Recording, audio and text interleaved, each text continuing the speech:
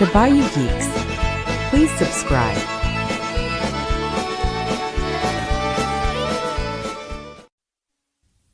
You are now about to witness the strength of street knowledge. Oh, we geeking in the bayou, yeah, we live by that code. A blunt in one hand, red beans on the stove. Click, clack, keys and a crawfish beat. Boot up the party with the Bayou Geeks. Got that jam box blasting Creole soul. Spinning hard drives in a gumbo bowl. Fatty says, bitch, we don't do slow. Even our hard drives got a Cajun flow.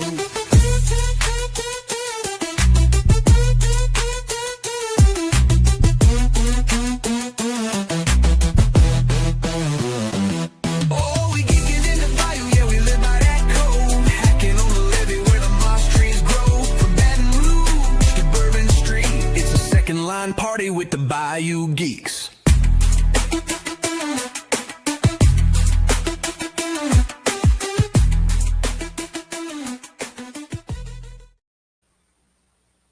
Oh shit! What's up, y'all? Welcome to another pop-up episode to the Bayou Geeks.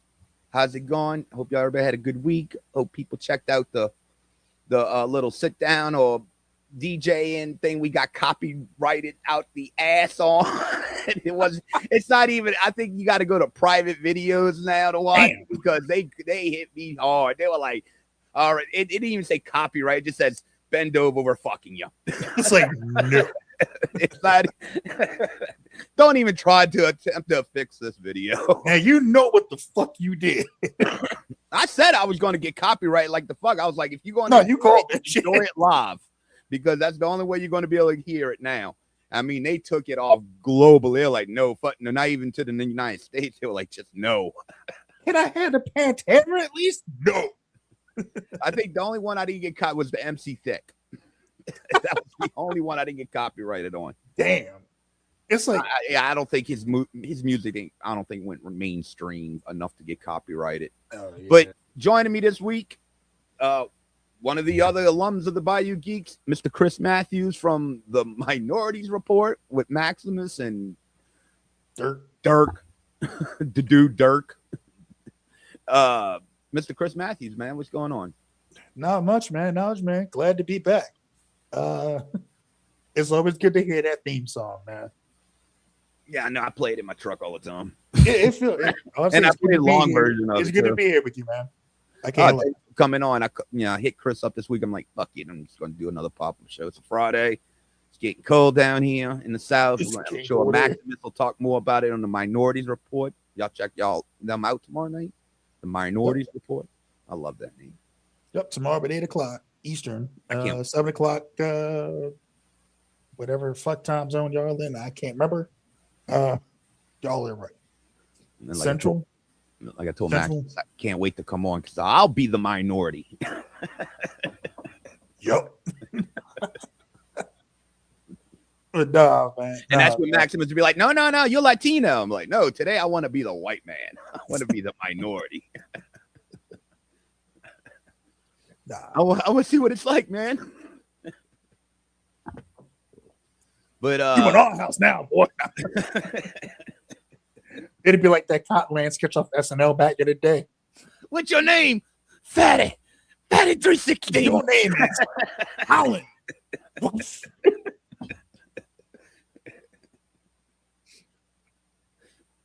Don't make me use this whip. I don't know if you could do that with white people, bro. I think white people like that shit. They fetish for that shit.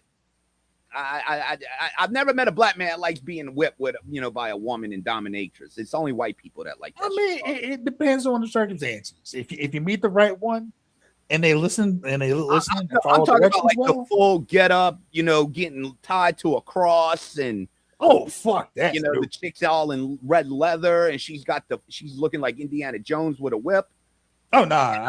Honestly, I've never seen a black man do that before. I've seen white people do it. A lot of fucking white people. Honestly, I'll put myself out there right now. I've had like a girl hit me with a riding crop before. That was cool, but I don't like being tied. Look, the world's a sick and crazy place, dog. It is. Whatever floats your boat is whatever floats your boat. I do not judge. I'm in no position to judge. As long as you having fun, do what you want. Maximus says, I'm always the white guy. Yeah, because he wants to be the only Latino on the show. But nah, man, this was, like I said, you hit me up the other day, and I was like, "Fuck yeah, dude!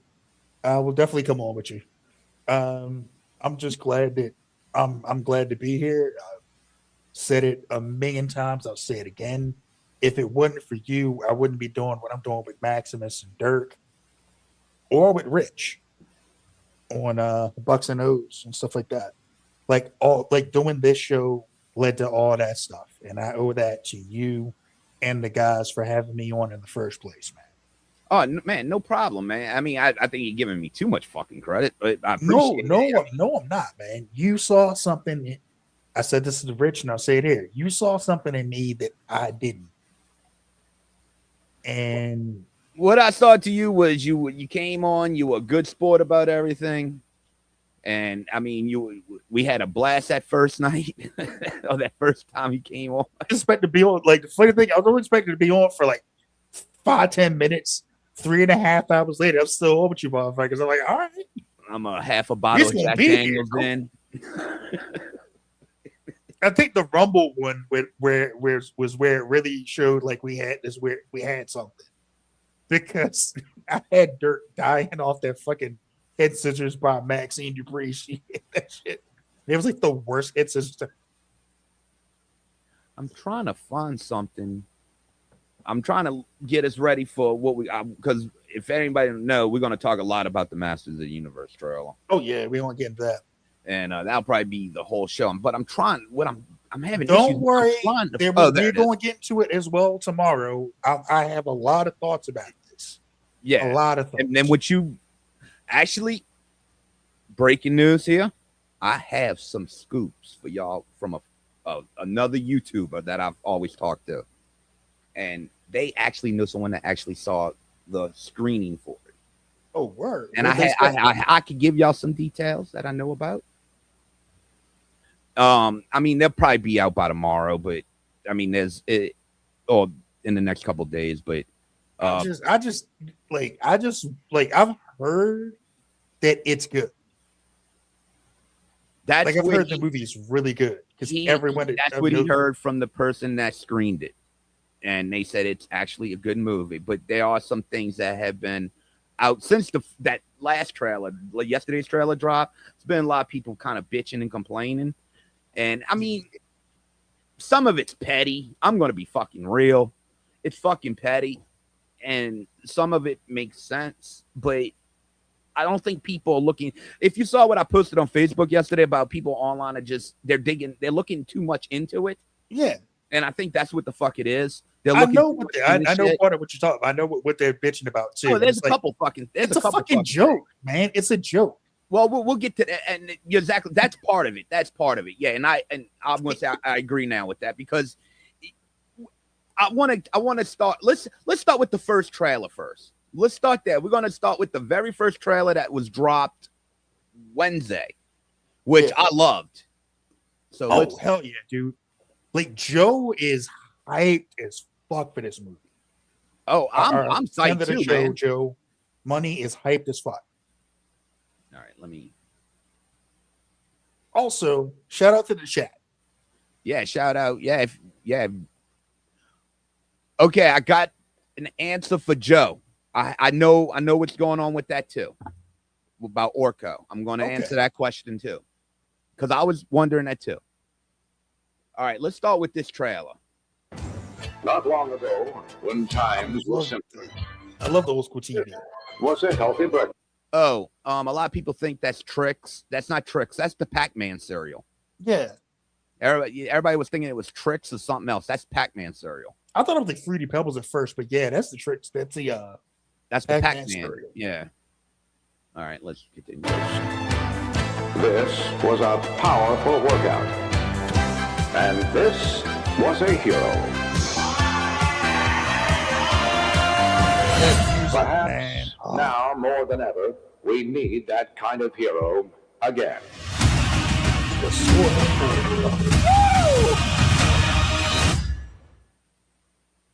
Okay, that was from Wednesday. That was the first trailer we got. Yeah. Let's get this out of here. Now, just from that little bit, it gets you enough. It got me psyched up to see the full trailer the next day. Yeah, shit, me too, man. I was like, fucking holy shit. The sword looked cool as shit. Man at Arms looks cool. The little piece of Castle Greyskull looked all right. We're gonna get to well, fuck it. Let's just go into the major trailer, and then we could just lay it all on the fucking line and get through with it all. But that little taste got me psyched for the full one. Yeah, well, that's why I think a lot of people were looking too much into it. Because if you let's watch this and then we could kind of get into it.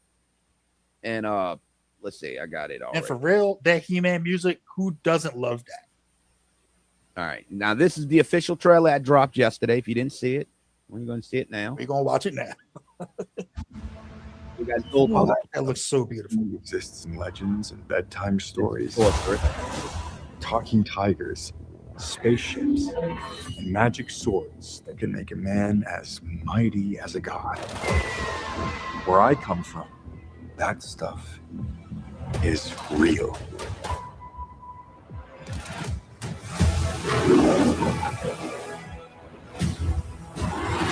Why did you send me away?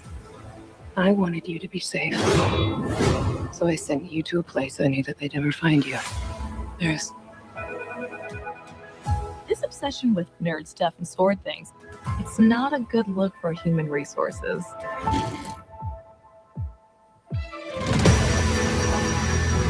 I know it sounds crazy, but that sword is gonna show me the way home.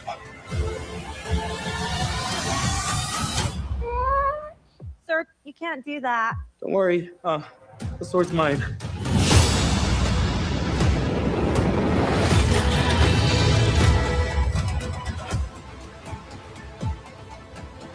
Hang on, it's about to get weird.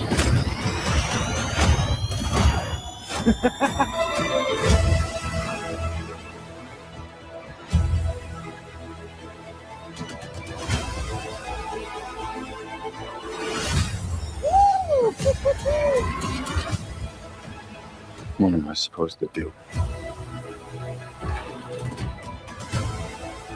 Take the sword. You protect them.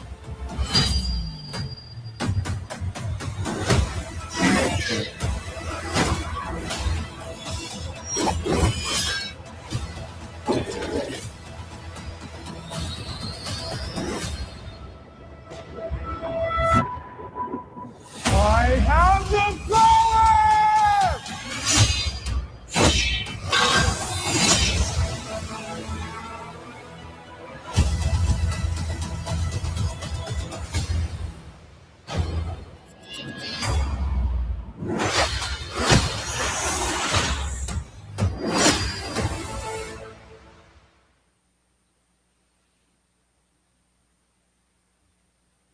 I'm ready.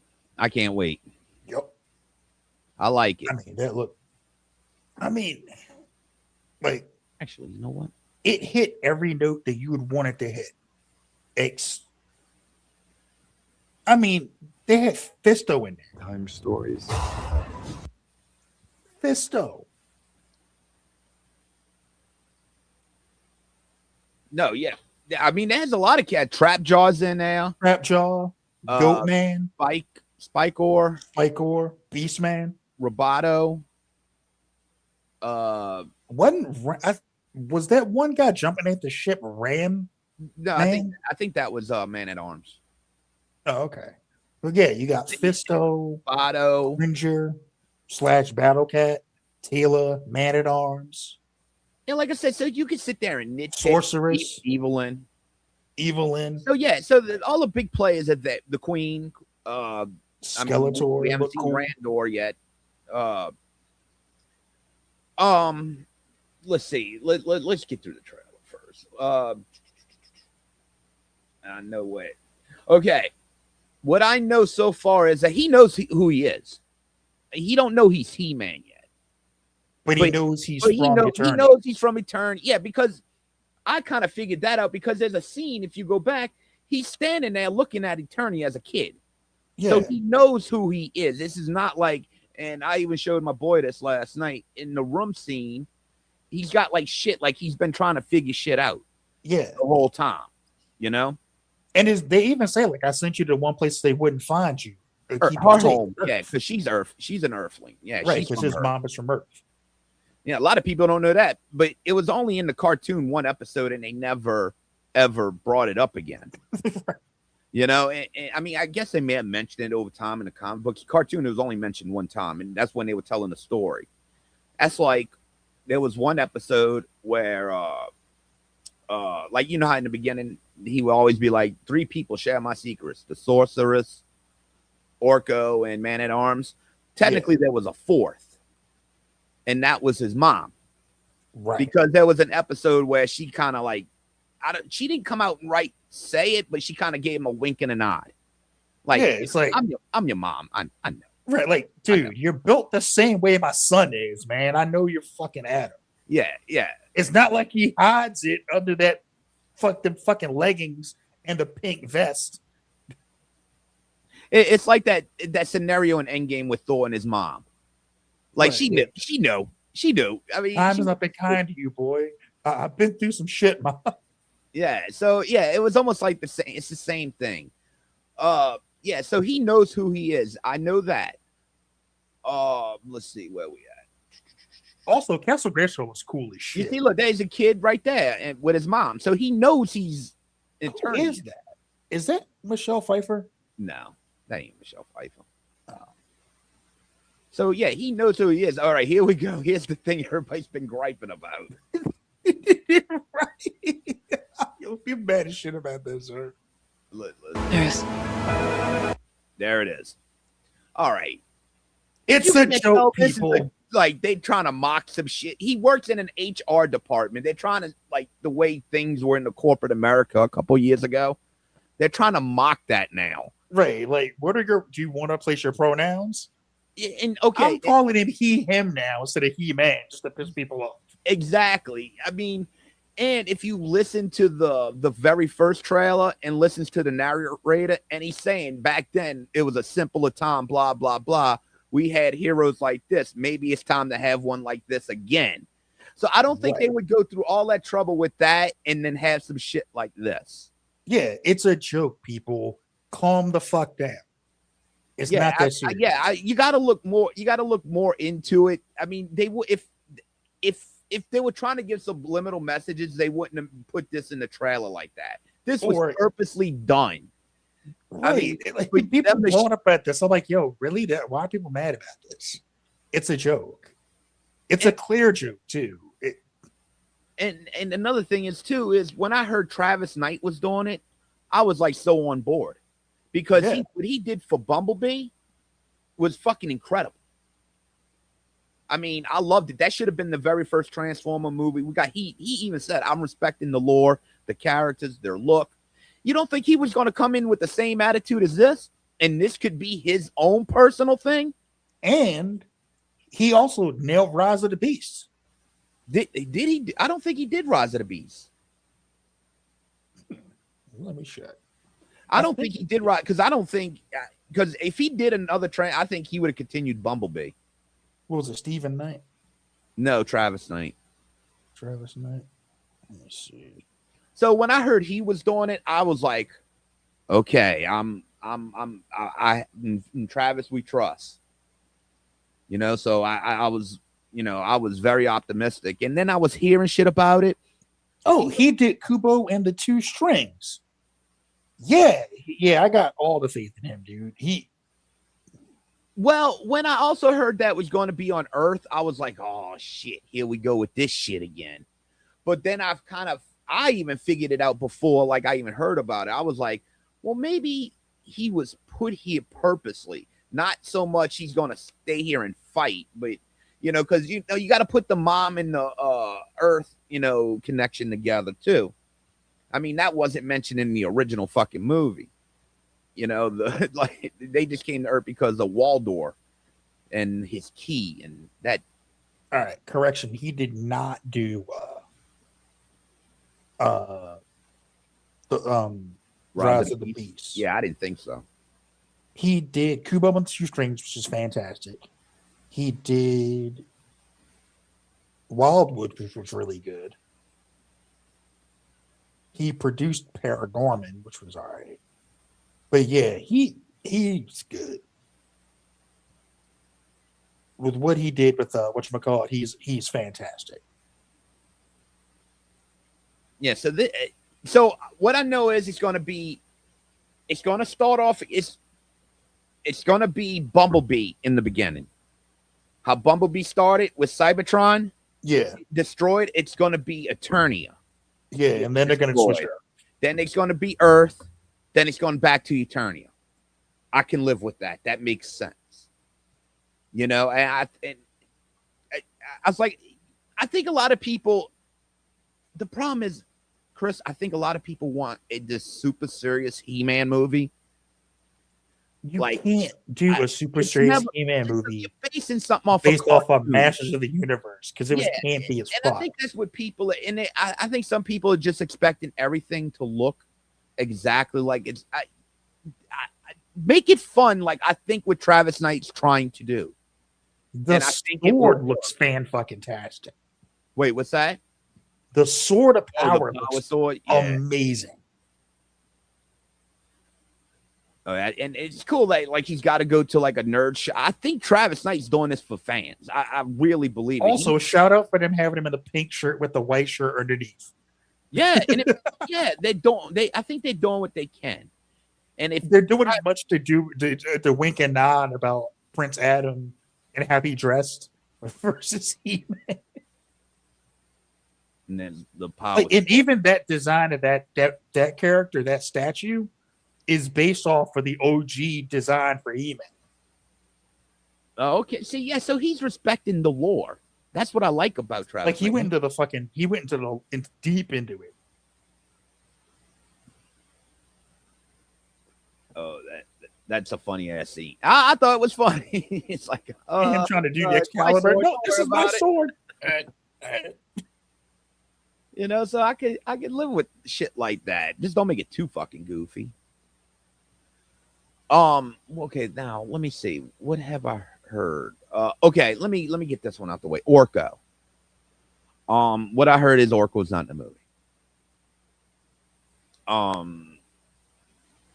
They said if there's a possibly end scene, maybe.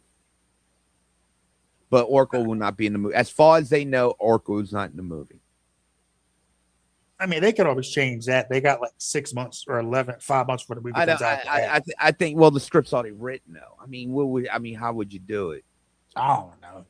I mean, so unless they do something in the ending scene for another movie, I think this movie's going to do well. Yeah, if they keep pushing it, I think it'll do well. Well, I was saying this to Joe like last night. We were talking about it. I was like, dude, I don't want them to do another trailer. Because I don't want them to give away any more than they already have. I'd try to do something for the Super Bowl just to see. I mean, but try to make it very minimum, if possible. Battle Cat, everybody's like, oh, he looks too fake. Well, what the fuck did you expect? I mean, it's a green tiger that talks. What the? I mean, yeah. What do you want? That's what I'm. That's why. Okay. Let's get the other elephant out the fucking room. Everybody's bitching about the Man-at-Arms thing. Idris Elba. It's Idris Elba. Shut the fuck up. As a He-Man fan that loves the lore, this does not bother me one bit. I'd rather have someone who can play the fucking part than just make them look like a fucking white dude with a mustache. All I'm going to say is this. Remember how bad a motherfucker Heimdall was in the MCU? Wait, what's that? Heimdall. Hound Dog. Heimdall from the Thor movies. I don't remember. The one who saw everything. Yeah. Okay, I wasn't there. That was Idris Elba. Yeah, I know when that first came out, everybody was bitching about Idris Elba. By the time his character arc was done, people were like, "Nah, that's a bad motherfucker." Oh, actually, I don't remember hearing shit about that. Oh, people are bitching up and down about him getting cast as Heimdall. But okay, now here's the thing. Back then, he was put in just probably for the same reason he was the right person for the job. and he's a good actor. I don't care, but when it's done, I get what, because you got to remember, bro, we just came through that fucking bad era when they were just changing people up just to change people, and everybody's still on edge about that. I mean, let's be real. But yeah, but I think like this. Okay, there's been a lot of race swaps in a lot of fucking movies, but if the movie's good and the person make it, like one of my favorite movies, football movies, is The Gridiron Gang with The Rock. Yeah, right. They race swapped the fuck out of that movie. The real coach was white. Right. He wasn't. It was a white dude helping black kids. It wasn't a black right. Kid. It was a white dude. The Rock made sense because Rock looks like a former football player, and we say what you will, Rock has some range when it comes to acting. Dude, The Soloist with Robert Downey Jr. and Jamie Foxx. The guy that Robert Downey Jr. played was Hispanic. Yeah, I mean, it's not always Like, going to be. You got to get the right person, nothing like do the him. right job. They cast him because he's a good actor. It's Idris Elba. Yeah, I mean, he's the only thing that. I mean, between him, Harley Quinn. I mean, he's the one that carried the fucking second Suicide Squad movie. He had to pick up where Will Smith, fucking Or left. Stallone as a King Shark. Yeah, right. I forgot about that. But yeah, he's a good actor. I think he'll pull it off. Now, I mean, I don't know how they're going to explain the Teal. I guess Teal and Man at Arms relationship. Interracial marriage. Well, no, they weren't married. That was his daughter. Yeah. Well, wasn't she also Sorceress's daughter with Man at Arms? Yeah. Okay, so Man at Arms. So she looks more like Hispanic part black. Oh, it's like okay, but that he was for some Spanish fly. We call it a day. It's all good. Okay, see now if we nitpick too, we could nitpick. I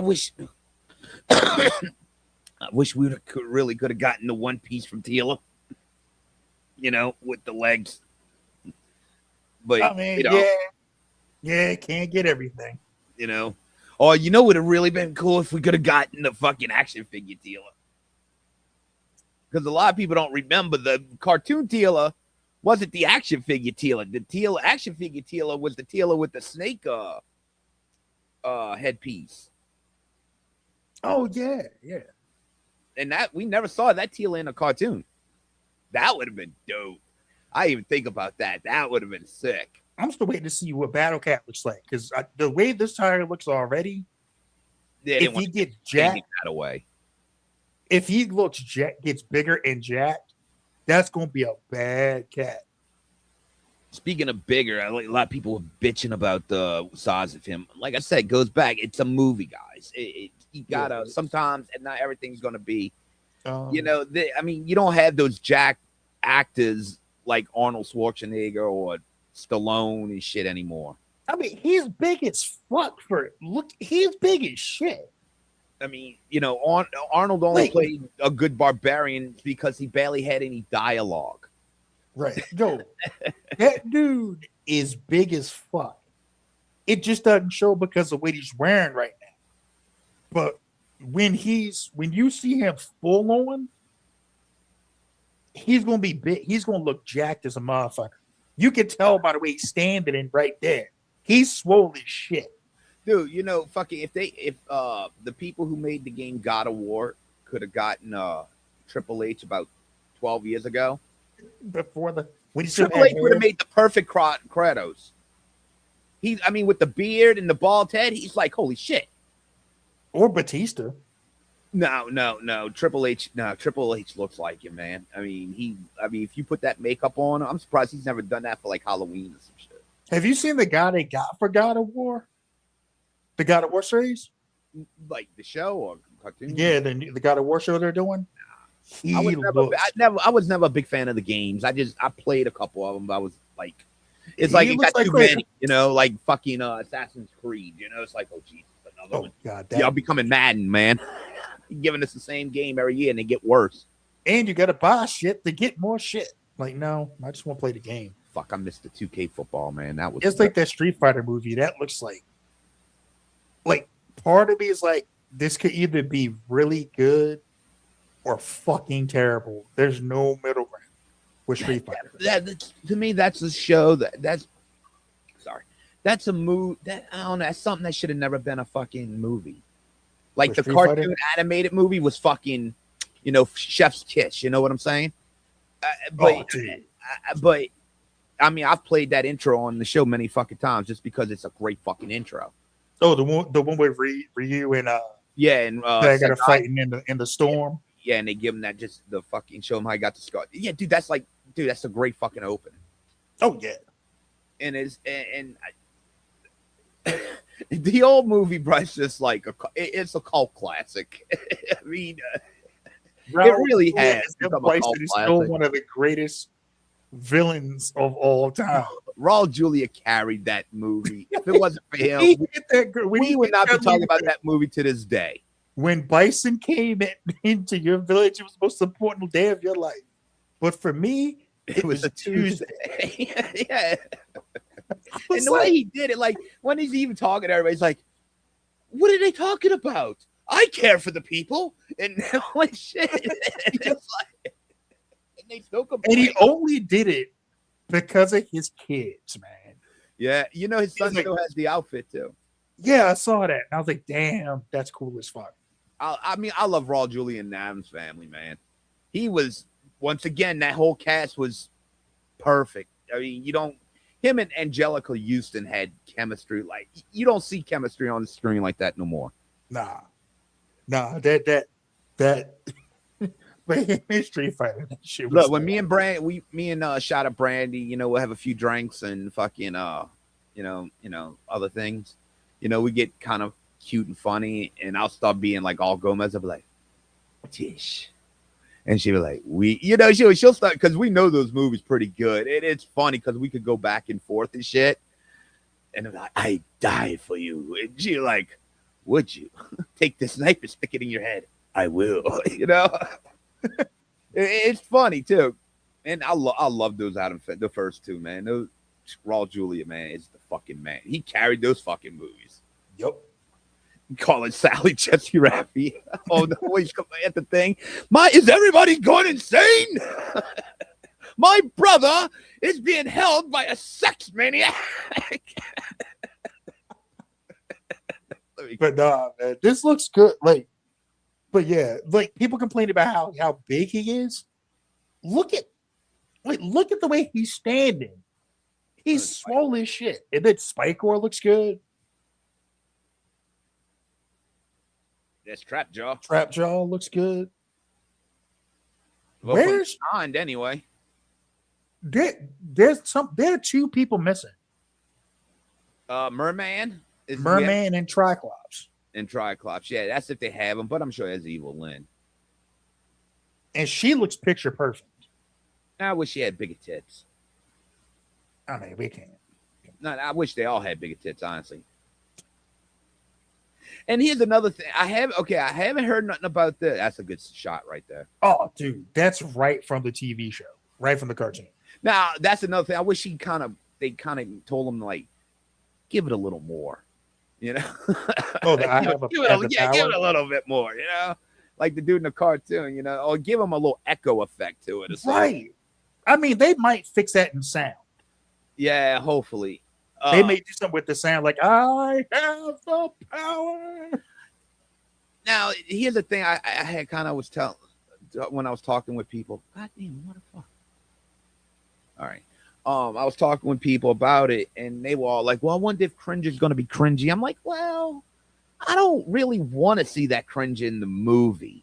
Yeah, it was good for the cartoon. Yeah, it was good for the cartoon because they had silly things in the cartoon. I know they're going to have silly things here, but that don't look like a cat that's going to be very fucking cringy. So don't make him cringy. Just make it where when it's time for battle, he suits the fuck up.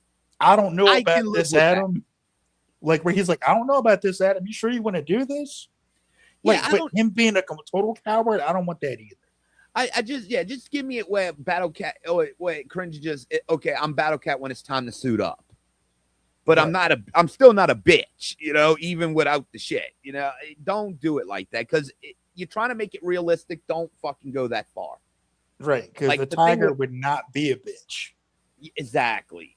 He's just with the outfit. He's preparing. He's ready for battle now. Just And make when he it hits like it that. with the power, he gets that.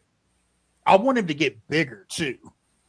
Like I want him to get like big to where like He-Man rides him in the battle and he's on him like, let's go. That I want to see too. I want to see. I want ride Battle Cat to get the mask, the saddle. I want him to be, and I want him to grow like. We ever going to get the fucking plane? the one thing I don't think we saw in the cartoon maybe once or twice, and it's like it was an accessory you had to buy for the castle. Oh, and I want what's his name? The flying guy? Oh, Stratos. Stratos, yeah. No, now it's one vehicle I do want to see them ride in because it was always one of the ones they always wore. It was like the flying thing. It was the blue motorcycle looking thing. Oh, but yeah. It would connect to the tank, but it could come off. Yeah. I just want to see them ride like one of them motorcycle looking things. Because I actually had that toy. It was blue. It was like a tank, but the front riding piece would come off like the little riding machine and fly. Why it was and the other half was the tank with the launch and shit on it. Then I also had the Skeletor's riding thing with the blades that went around, the red blades. Right, so with Skeletor, I think he looks fucking phenomenal. With it being Jared Leto, Jared Leto don't bother me like everybody else. do you think we're gonna see his face as before possibly his face came off? Go back to what I said earlier, the first part of Eternia. Because I think Eternia falls to Skeletor, but it may be Okay. Oh, here's something I found out.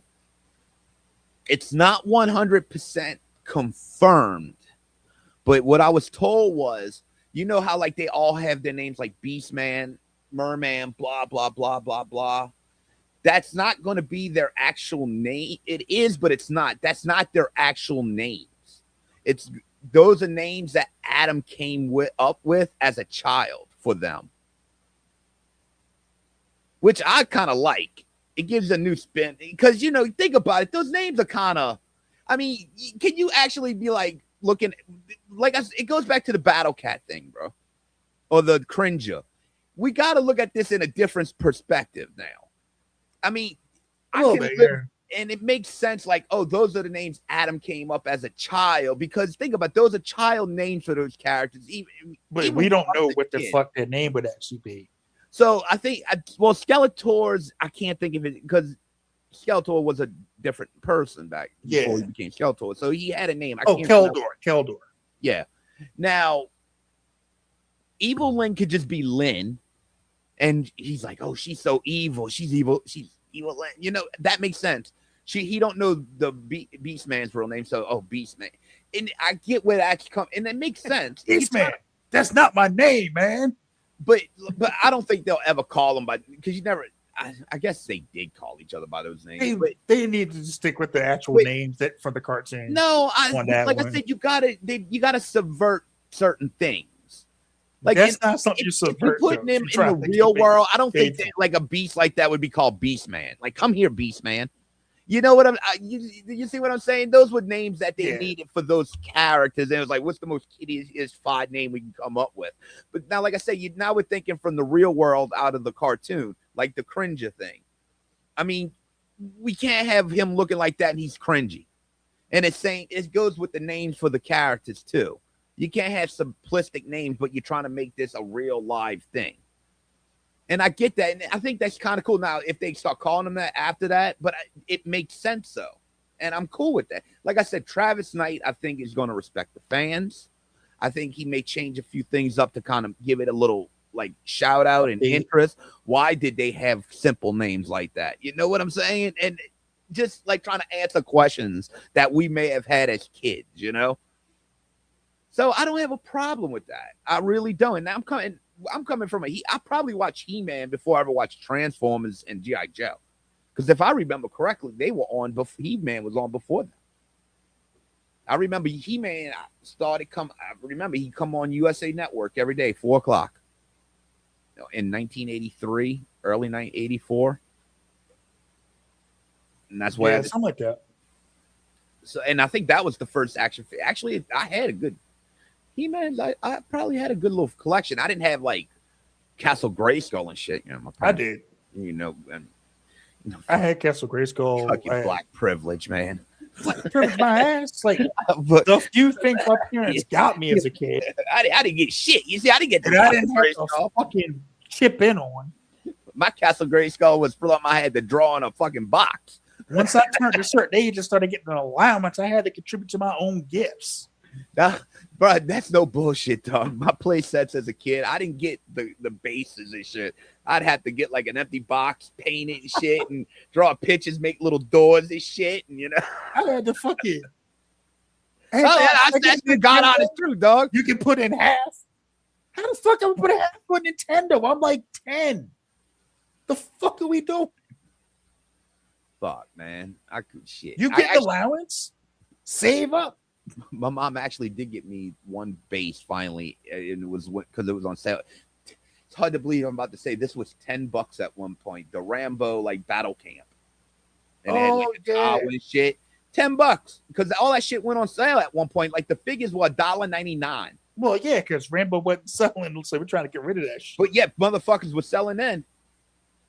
Like we're gonna make a toy and a cartoon out of one of the most violent fucking movie characters in the history of anything. Dude, my Rambo was fucking sick. I had like almost everything, and I traded it for the Karate Kid shit. It's like, yo, I'm fucking stupid or what?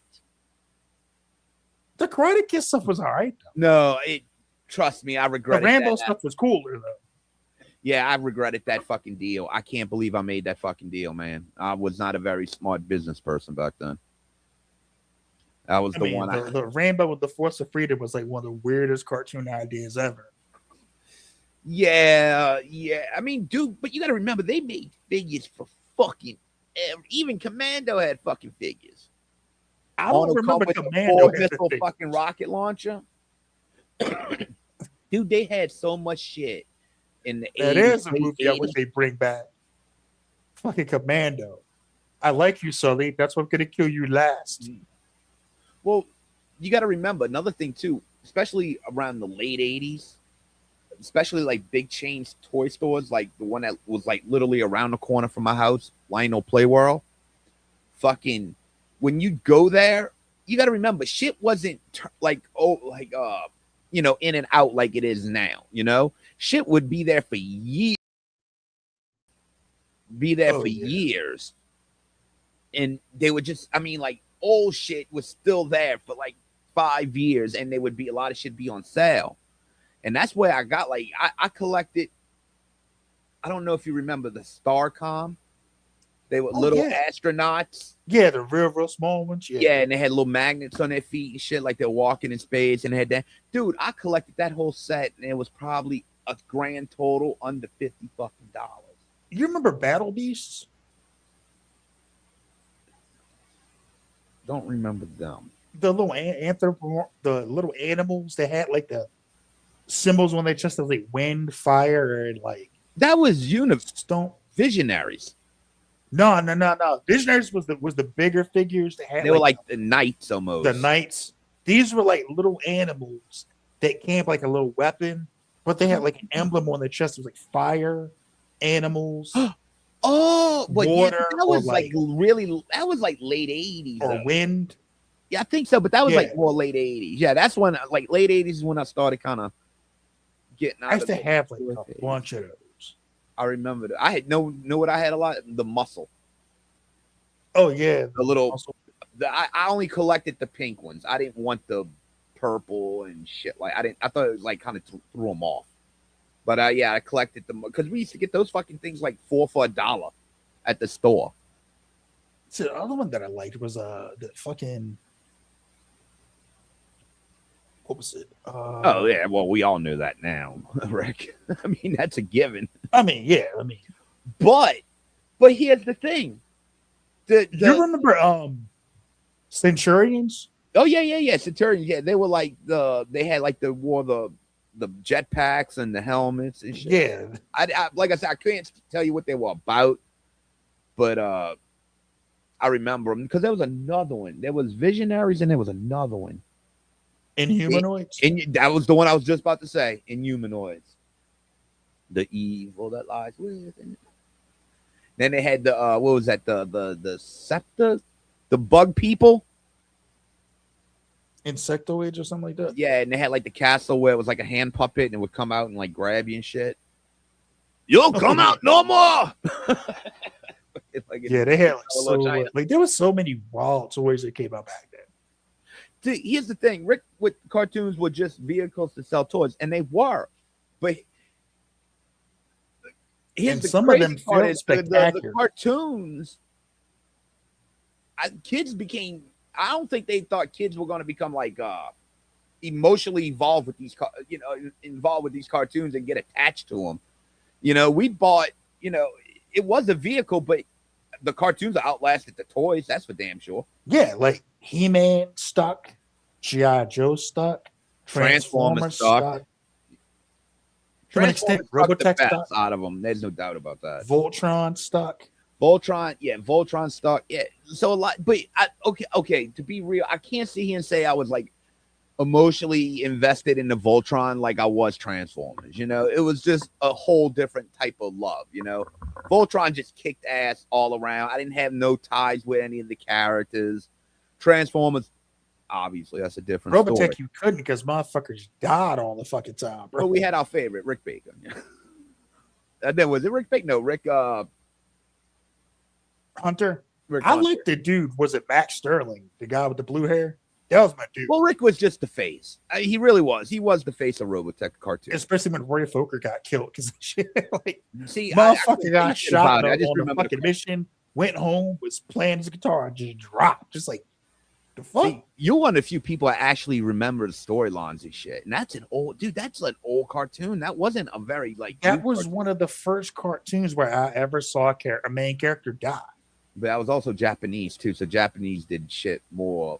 Yeah, in animation. So when they had it translated and brought it to America, and this shit still happened, you're like, what? That intro was sick. I mean, I remember that intro though with Rick and the thing, and it would just be showing him in the light coming past him, and them flying. Yeah, but there was a lot of cartoons. People forget about that they were around. There was like one that people always bring up. Remember, there was Denver the Last Dinosaur. Oh shit, I remember Beverly Hills Teams, I think it was called. And it was it Dinosaurs. Yeah. There was Captain Caveman. Oh, everybody remembers Captain Caveman. There's so many old cartoons. What was it? Grape Ape? Grape Ape. With the big gorilla and the three chicks or whatever the fuck it was. No, Captain Caveman was the three chicks. What was that? I think there was one time me and Joe, like the guys were coming up with like weird sex acts to name after Hanna-Barbera characters. Like we had the El Capone. Let me see. I want to see. Yeah, do it. The Grape Ape. The Magilla Gorilla. The Snaggletooth. Or Snaggletooth or whatever. Snagglepuss or something. Dude, I'll never... don't forget. Here's another... Actually, it was a good cartoon, but being a chick cartoon. Gem. Yes. Gem was not a bad cartoon. I didn't buy the figures, but like the Misfits were some bad bitches, dude. There was some straight up. I would have loved to have a foursome with the Misfits. I would have been like, hell yeah. No, Gem was a good cartoon. Like my sister used to love that shit. And yeah, because Gem I was over with my dad, she was like, I want to watch Gem. I'm like, come on, man. I don't want to watch this shit. Actually, this isn't bad. All right. I want to see if. No, Gem was good. Look, this is even. I can't even say we won. Even in the 80s, man. What's the word I'm looking for? Like full of ourselves, or we wanted to be full of ourselves, I guess, with shit like this. If anyone's watching or see, I don't even remember this. I do every fucking morning. I just theme song stuck in my head forever. There's like 15 kids in that party.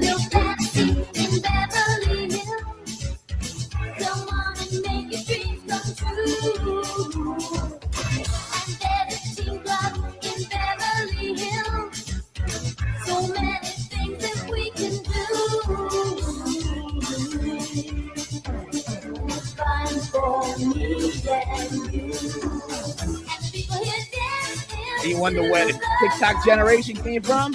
Well, people, here it is.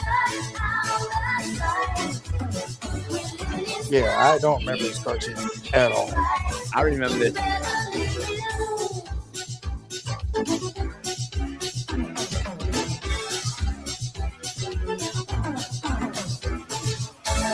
Dude, that song is stuck in my head for the rest of my life.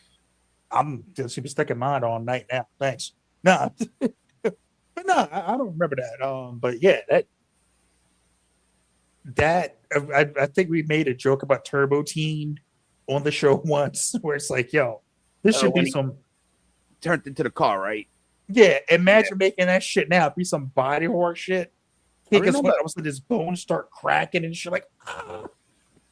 I remember a cartoon called, I think it was Devlin. He was like a motorcycle stunt guy or some shit. It was some wild one. Like, do you remember Duckula? Vaguely. The vampire duck that was vegetarian because they put ketchup in him to reincarnate instead of blood. Well, shit, here's one that Brandy kind of brought up to me that she liked. I didn't know she liked. I watched it, but I was in my teens at this point. Gargoyles. Gargoyles? Yeah.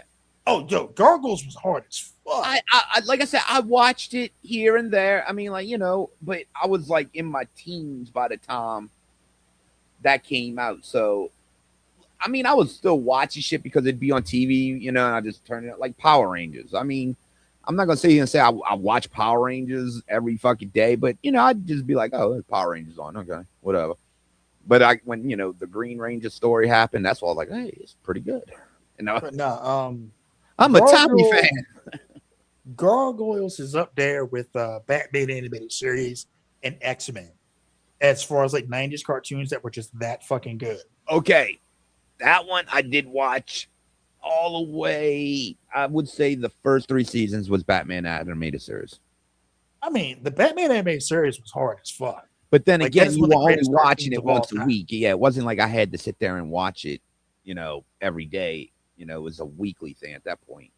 Like that and X-Men are two of the most iconic themes for a cartoon ever. I only watched the first 2 seasons of X-Men because, like I said, my life, you know, by that point, my life was changing in a different direction. Oh, you know, have you ever heard the Japanese X-Men animated series intro? Mm-mm. Go look that up. It is one of the most badass songs of all time. It's just straight metal. Really? Yes, I'm telling you, it is hard as fuck, dude.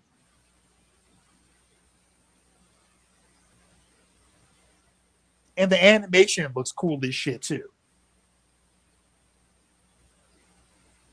Hit the wrong thing. Let's check it. Oh, yeah. 悪の脅威から人類を守り、人類とミュータントの平和的共存を実現するために組織されたミュータントヒーローチームである。Both of them.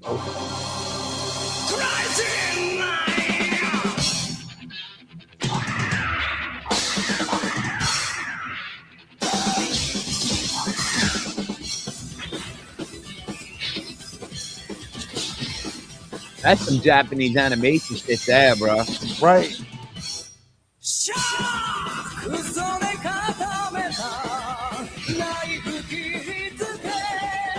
Got that 80s metal sound. Yeah, and it's got cable, dude. I was like, hell yeah.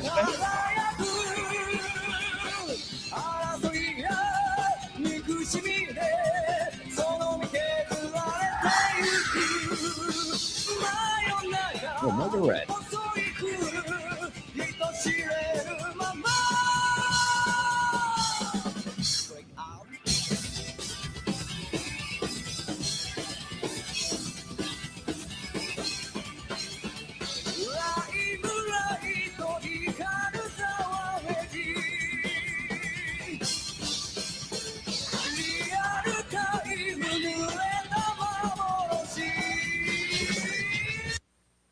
I better be careful. I may get copyrighted for that shit. Dude, we are did I we not- are did in I bad tell you? standards with YouTube right now. Did I tell you though? That's No, part of it's- shit, no, right? It's like watching a Japanese animated movie, man. It's like I was wow. like, God damn! I thought the American theme went hard as fuck. This goes hard as shit. No, but that one's but that American one, that's a classic though. I mean, I watched that. I remember watching that shit on day one. The Night of the Sentinels. That is one of the My greatest favorite scene of episodes all of the cartoon. time. My favorite scene of all time. Like it. Of course, and then Wolverine getting that fucking Sentinel, like, this is for you, Morph. Whack it. When he uppercuts fucking Cyclops in the stomach. That's my little man. That's my favorite part. And Wolverine's like 5'3" and shit. Dude, I didn't appreciate that scene until like many years later when I He was treated super Cyclops high. like a bitch, like the entire series. Like, Dude, shut up. my friend was super high watching that one time, and it was like, yeah, and it just came up in the way he did it. It was just funny. And he's like, little man. He hit him hard as shit. Like, pow. Dude, It's me like, and him on the ground rolling. Dude, to this day, I'll call him a little man. We still talk about that one scene. But yeah, that was a good show, though. I mean, all the cast was perfect. All their looks were perfect. He couldn't have no complaints. But back then, you got to remember, a lot of the people who did a lot of those X-Men comic books were involved with this cartoon, too. They ain't like where mostly now today it's people who never were involved with these characters, and now they want to try to change them to their liking. And that's where the problem we run into now.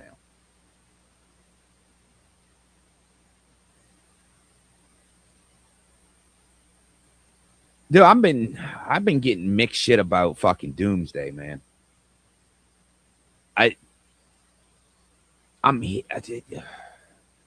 Look, I think regardless where this goes, this is my last hurrah with the Marvel movies. Outside of the completion of all, I think they said 3 movies.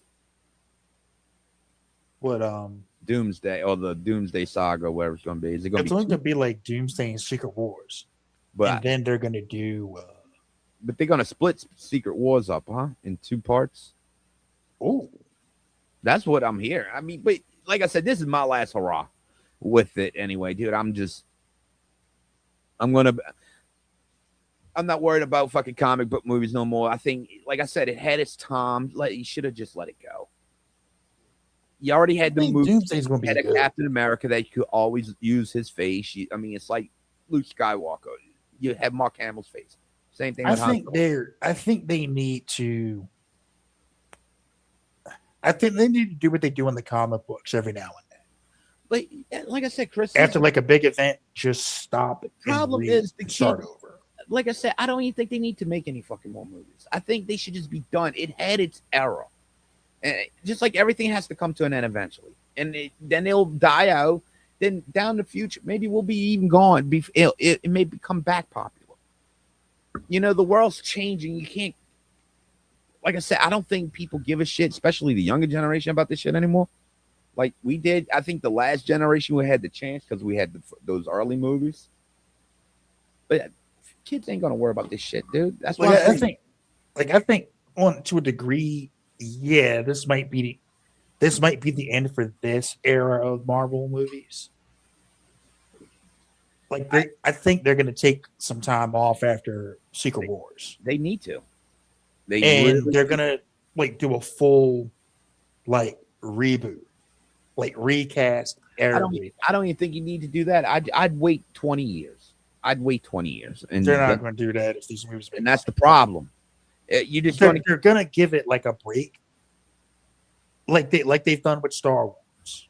And look where that happened. What happened there? Well, I mean, if they hadn't, the problem with Star Wars is they keep focusing on the Skywalker saga. After Return of the Jedi, that should have been the end of the Skywalker story. Yeah, and you know what? We got this shit. You do not yet realize your importance. You have only begun to discover your power. Join me, and I will complete your training. I'll never join you! If you only knew the power of one, the power of two, the power of many. No!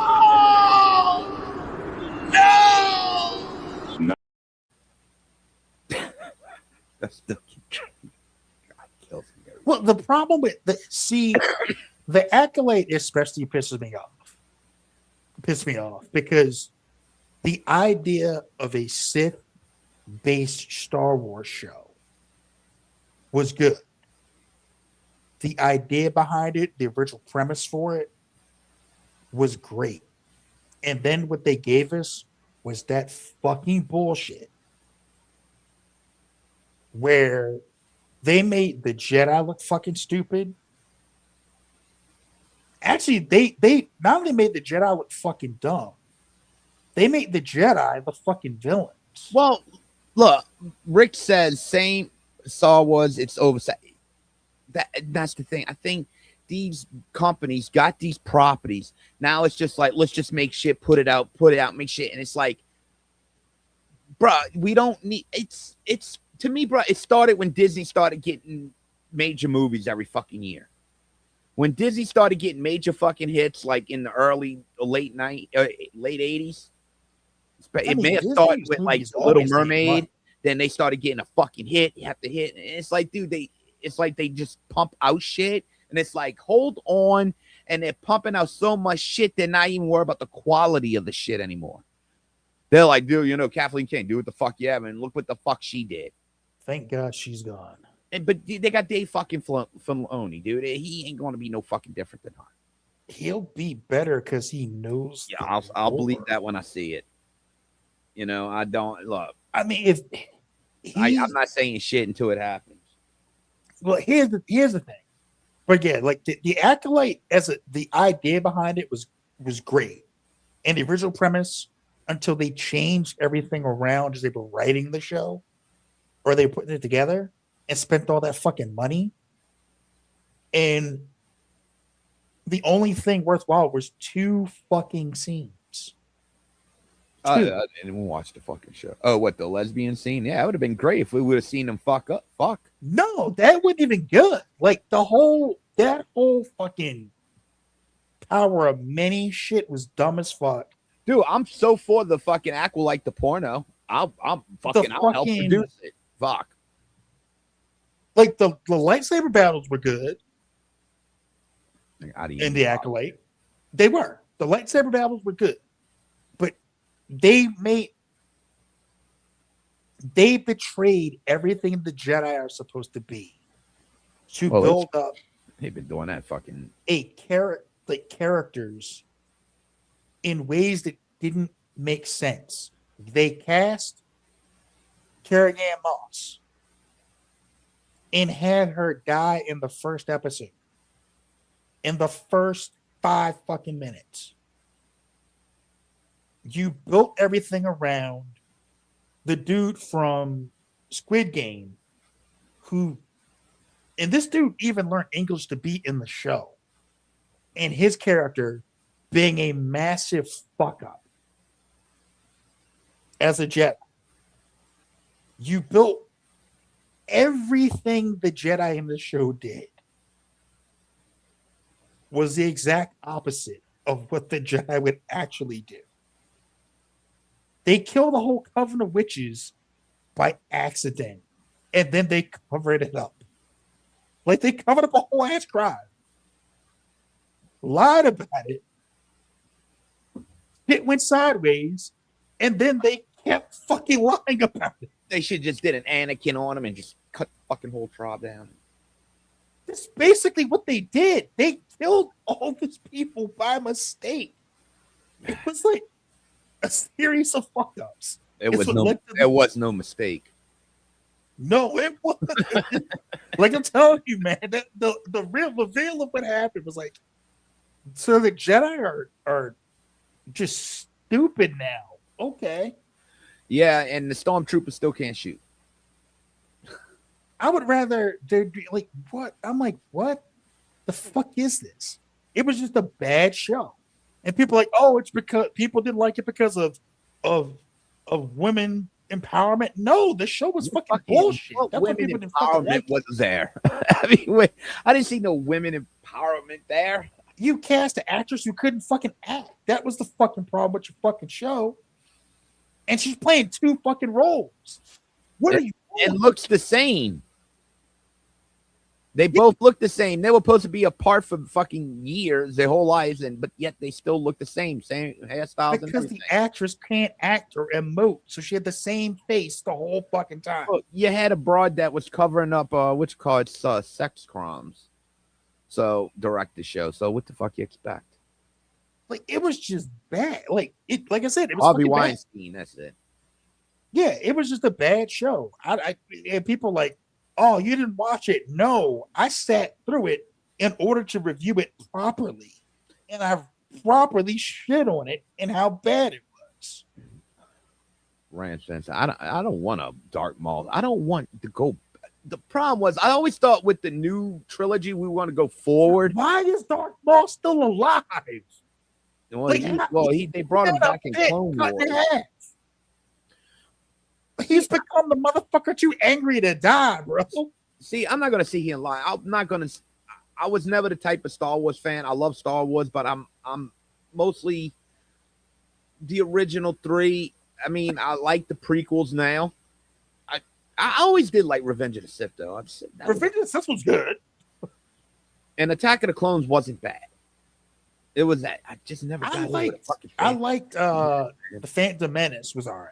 I didn't like Attack of the Clones as much. Revenge of the Sith was one of the best of those 3. Phantom Menace. I mean,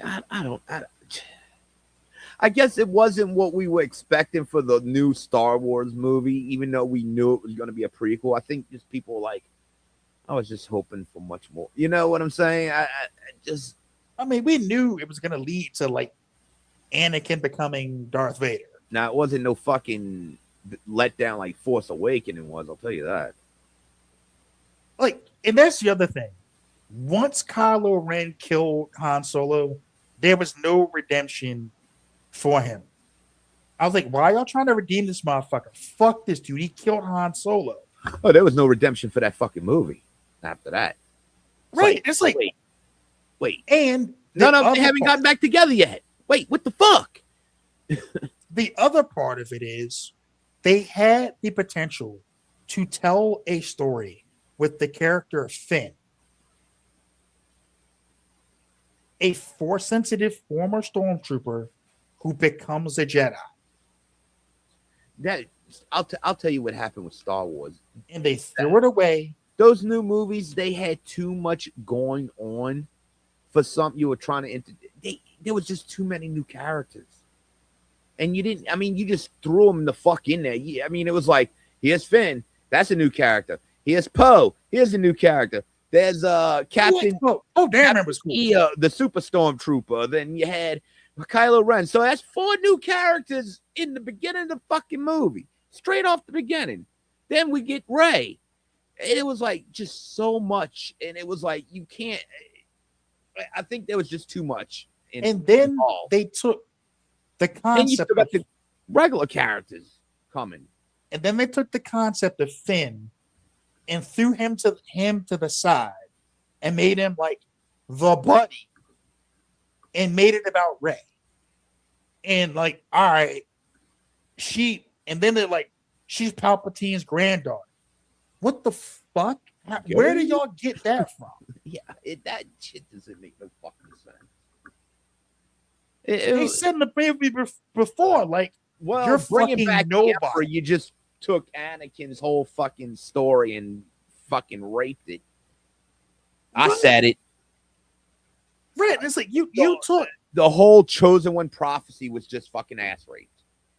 Right. And then like somehow Leia's been studying the Force in secret. When the fuck did that happen? Why is Luke in the exile? What the fuck is he doing that for? I gotta see. I don't know if it's online. I'd like to know what Lucas's continuation story was. And I know J.J. Abrams had a different plan for The Last Jedi, which I don't even know if it was called, but he had a plan for the second movie. So I would have liked to see where his vision was going to go because, I mean, let's go for real. When we got to The Last Jedi. When he came back for The Rise of Skywalker, that was a hot fucking mess. I didn't even bother going seeing The Last Jedi at the movie theater. I was like, fuck that. I've heard too much shit. I am not going to pay money. And then when I finally came on cable, bro, I was like, what the fuck? Yeah. And to this day, I've never watched Rise of Skywalker, whatever the fuck it is. I've never watched it to this day. I watched it and I was like, yo, what? Why did they? So now she done stole Luke's fucking name, the Skywalker name, and she's calling herself a Skywalker. What I saw with they did to Luke and who the fuck is this bitch? What Ryan Johnson did to Luke Skywalker and that fucking, it's unforgivable. Well, it was so unforgivable. The way he went out was some boss level shit. Not really.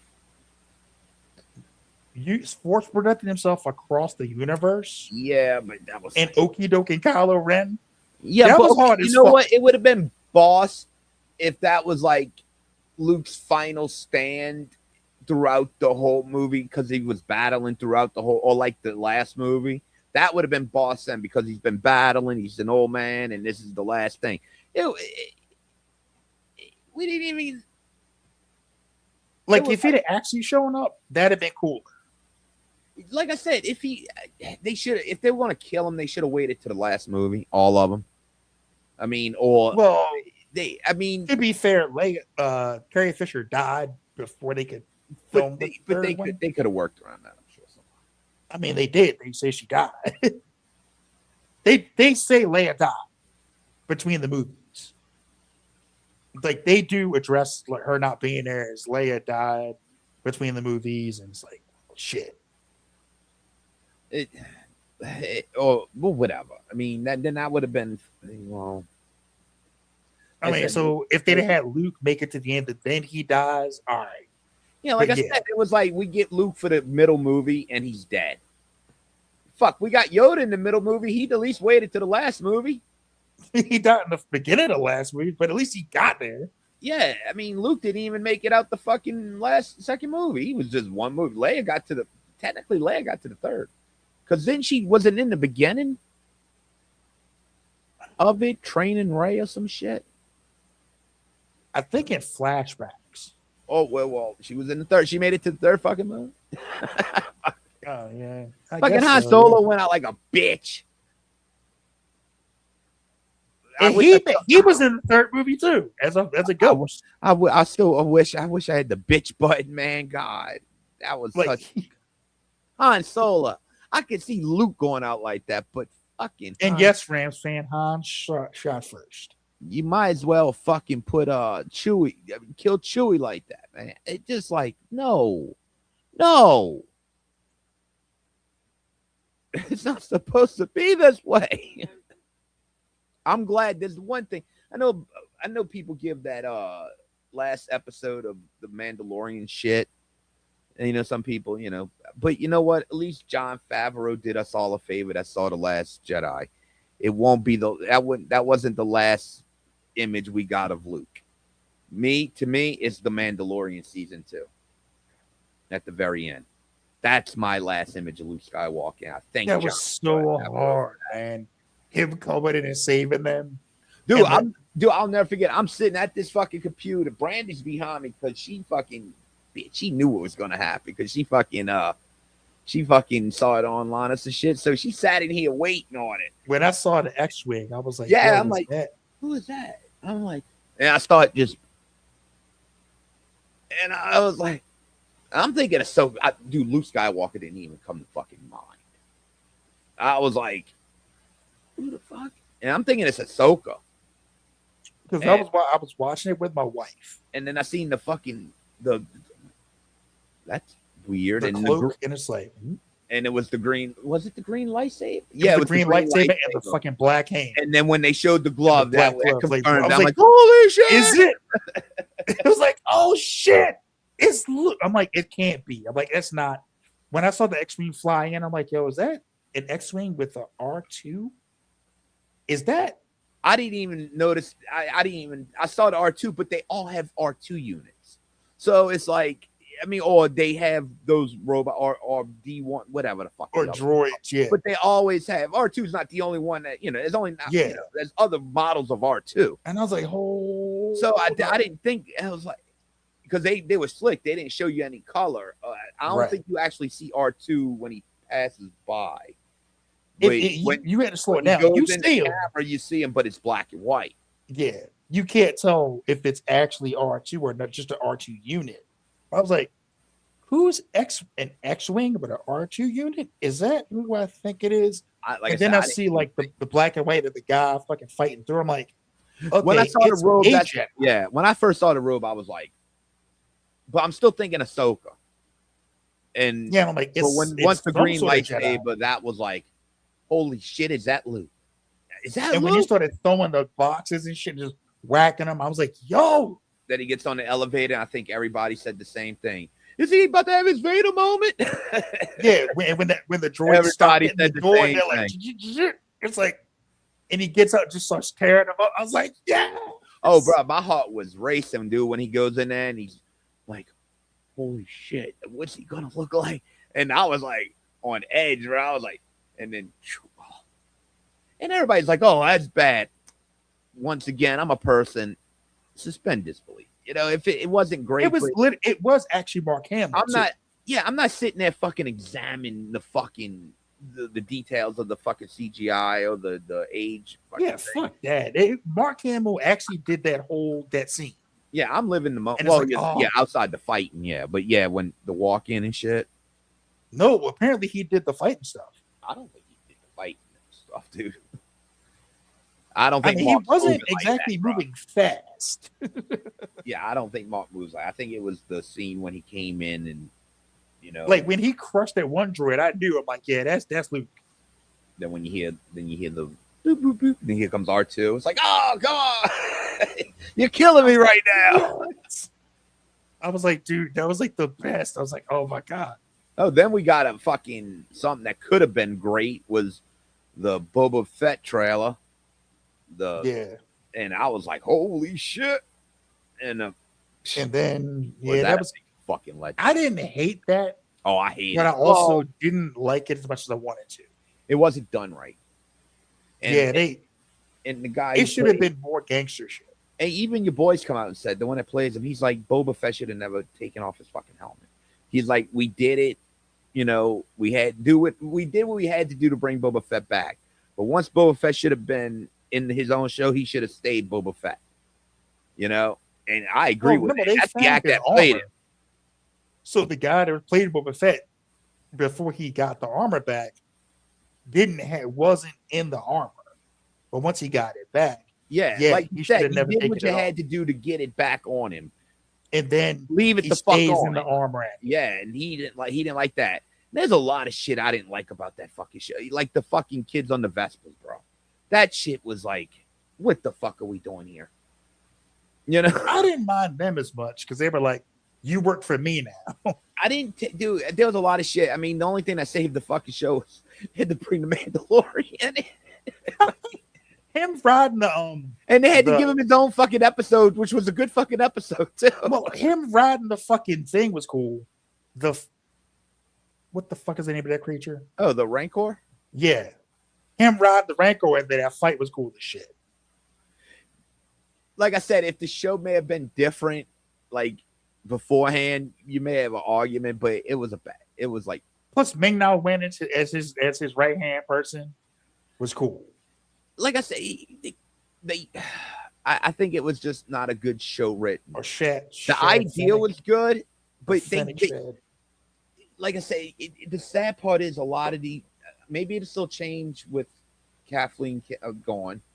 There's so much great material that was sanctioned by Lucas. Like I could show you a book right now. I have it. I don't remember who it is.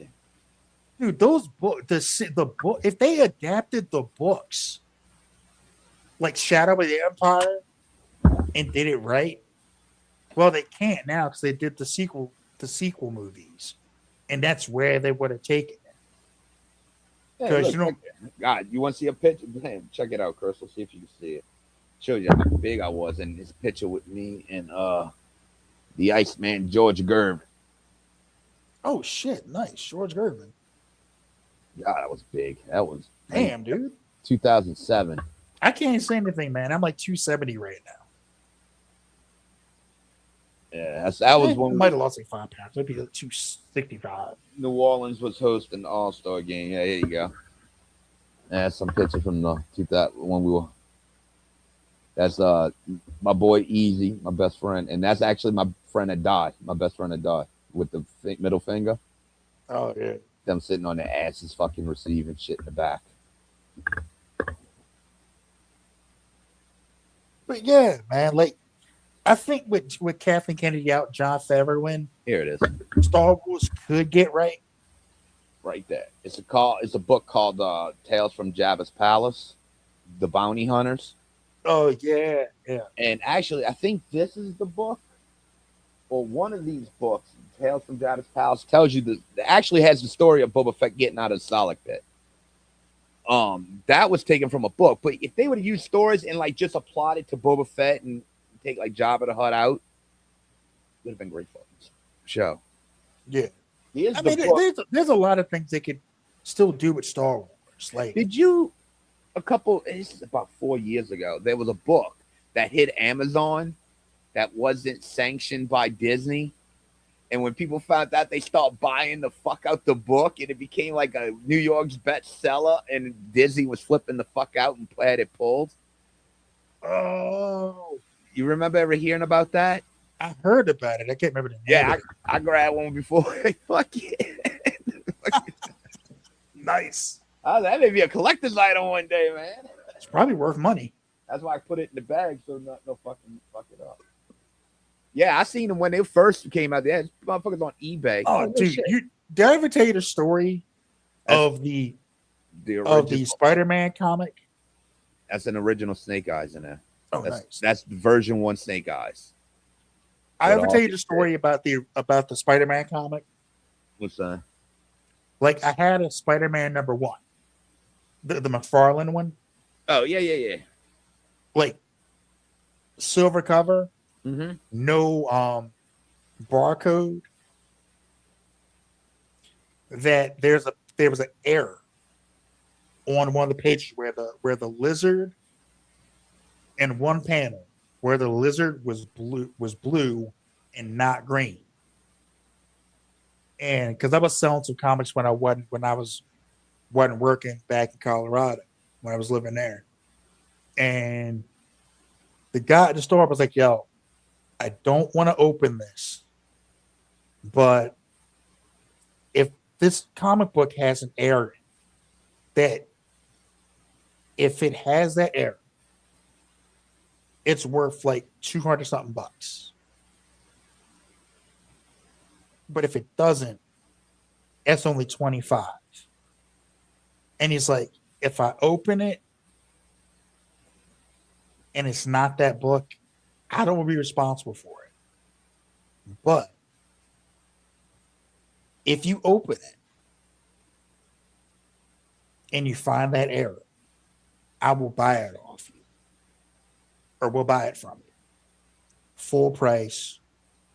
We'll even pay to get it graded for you, and we'll give you the best price. I was like, all right, cool. I get home and I'm like talking to my wife. And I'm like, so here's the deal with this book. It could be worth this, or it could be worth this. The only way to find out is to open this book, open these poly bag. Once I open it, if it's not that book, it's only 25 bucks.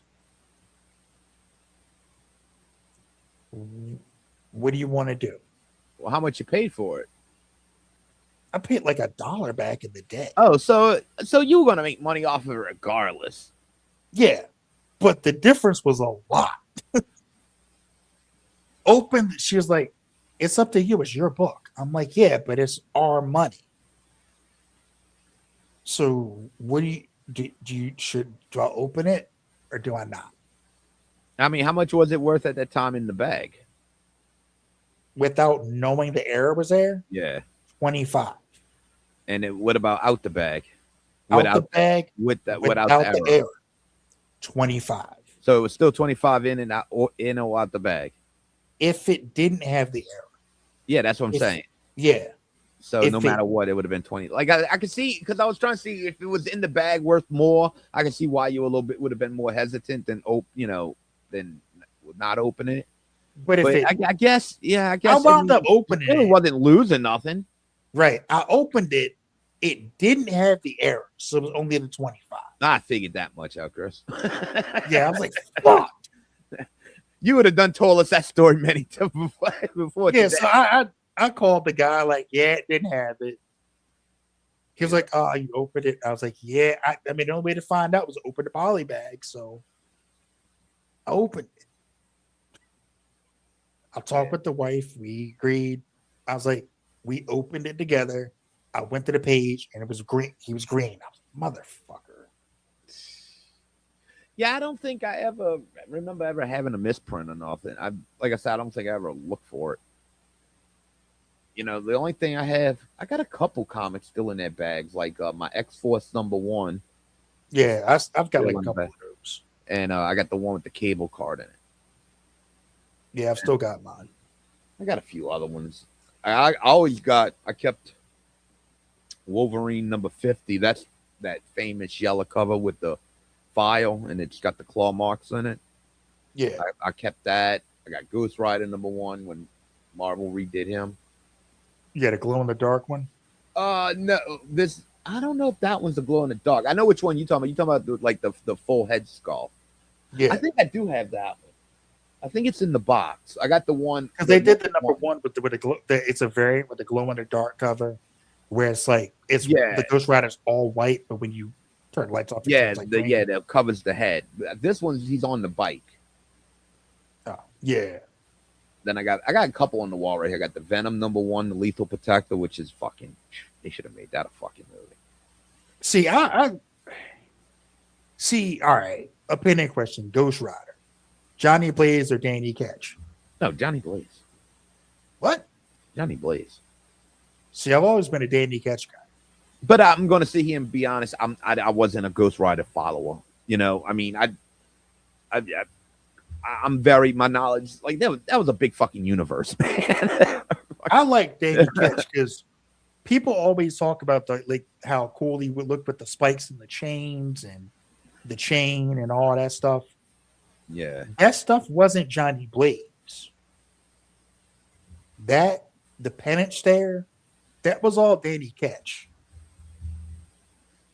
Johnny Blaze was just a catchier name. Yeah, Johnny Blaze was more the stunt bike guy with the jumpsuit. But Danny Ketch was the one with the leather jacket with the spikes and the spike gauntlet and the leather gloves and the chain. Yeah, like I said, dude, before, I mean, when I actually got into the comic books hard, there was just so much shit out at that time. And I was trying to follow, I had to follow Spawn. At the time, I was following the Death of Superman series. I'm only 15. It's not like I had a job to buy all these comics. I mean, and you'd go there and you see some new #1. Like when one day I was there and they had one Spider-Man 2099 left. That Spider-Man 2099. That fucking looks dope. I mean, still I bought so many copies of Superman 75 when he died. I did, thinking I'm gonna make money off of these. And then they brought him back a year later. These are worth nothing now. But they once again mass printing. That's what the problem is. They had like 5 prints of the Death of Superman, man. I was like, God damn. Hell, even the black bag. Black bag ain't worth shit anymore. None of them are. No. There's very few comic books from that 90s era that's worth anything. I have the black bag one. I have the one where he came back with the white bag. Yeah, I got them both. I got the whole theory from the first Doomsday story all the way to the end of Funeral of a Friend. Well, no. I got all the way up to the new Superman with the 4 books. But outside of that, I'm not collecting the more of that shit because that was a long ass story and shit. I'm so mad that they brought I wasn't mad that he brought him back. I thought it was just kind of assumed. I was like, God damn it. I wasn't dead. I was in a sleeping coma here. Like, what? Well, I think the death of Superman triggered a fucking comic book craze. I mean, people went in to get that book and they walked out with like a shitload of books. And I mean, it was worldwide news because they killed Superman. Well, I think a lot of kids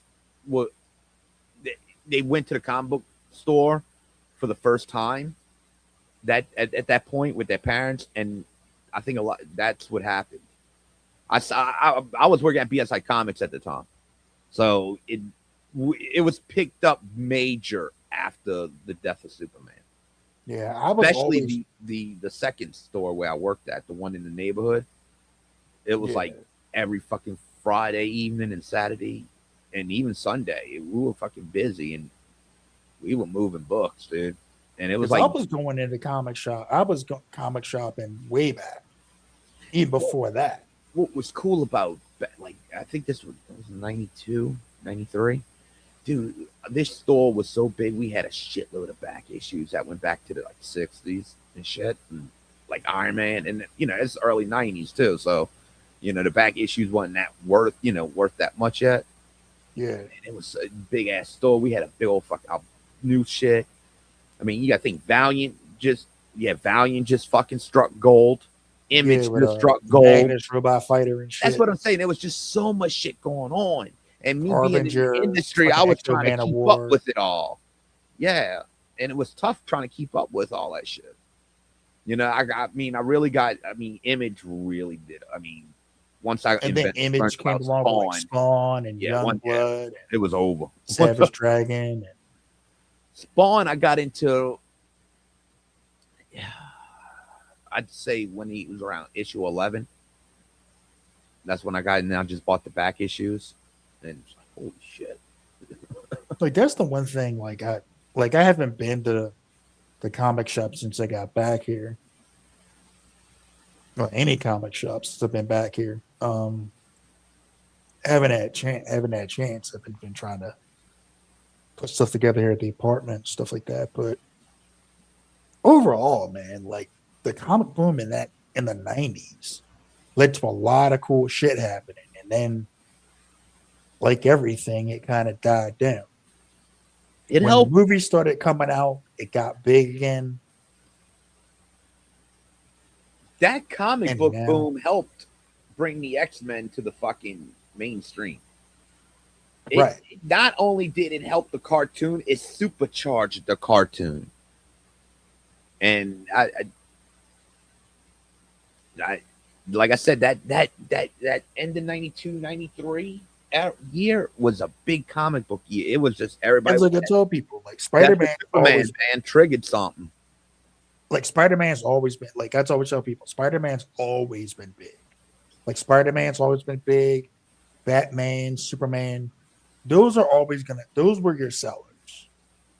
See, now I'm going to be honest about something here. Now, at the end of 93, I'm not going to sit here and say it fell off because I wasn't involved in it no more. You know, I mean, we've heard the stories and we're going to have a show about it. My life went into a different direction. So I wasn't around to know how well it was still doing and shit. So I'm not going to sit and say, oh, it died after 93. I just remember 93 just. No, it did. It did. 92 just with the death. Like I said, death of Superman just triggered something in everybody for some reason.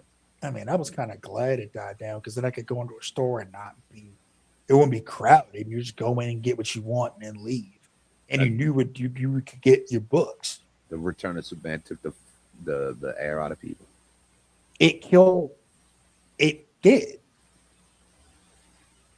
Actually, you know what I think took the air out of people, Chris? Going back to a comic book person who's in business, I think the Deathmate fucking crossover.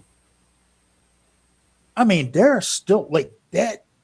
That was the biggest flop. Yeah, because half the books didn't come out. No. Oh, well, the continuations of them. Like, the Valiant part came out on time. The Image part didn't. Dude, that was supposed to break the fucking world. Like Deathmate Red and like whatever Deathmate Black, I think it was the one. it came out like a year later. And by then it's like, yo, we don't care anymore. I had I was all the pumped for number that. ones, and I think they got taken out of bags over the years, and I was like, that's how much I cared about it. Yeah, because by the time they finally put out the Image side, it was too late. Still don't know what the fucking delay was. Was it? I think Liefeld fucked up. I need to. That's you know what? That's a good idea. I got to look on YouTube see if anyone's like ever covered that. Because I know there's an Image documentary on Hulu. I think.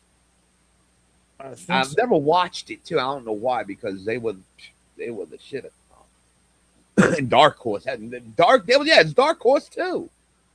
Fuck. I mean, there was just so many all these comic book companies hitting, but Dark Horse has always been good.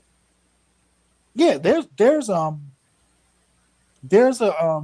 Dark Horse was already around. If you look up Crypto Comics, they have a thing at Deathmate, an Image and Variant crossover nightmare. Yeah, it's like if you search Deathmate Comics, it's the first one that pops up. I'm curious as fuck. I know this is a long shot. I'm gonna look on the internet for stuff. It's BSI Comics. All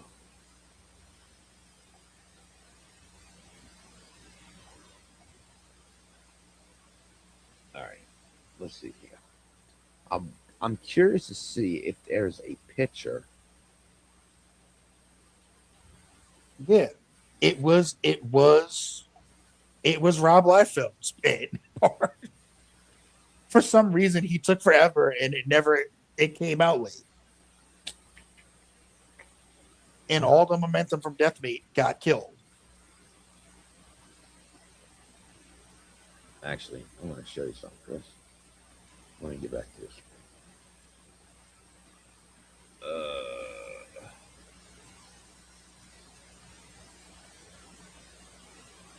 All right, you see that? That's the original shop right there. That's the one that's still around. That was actually no, that's the second store, but that one was this. Believe it or not, this one's still around. This is where I worked at the night of the death of Superman, where I think I've told you the story with the coffin and shit. Yeah. Yeah, and this actually has an upstairs where all the back issues are. And the counters right here. But yeah, but I'm trying to see if there's a picture of the original store. There's a comic book shop here in a place called Annapolis called Third Eye Comics. And shout out to Third Eye. It is one of the biggest comic stores in the area. They were supposed to have the writer of one of the writers for Batman in town.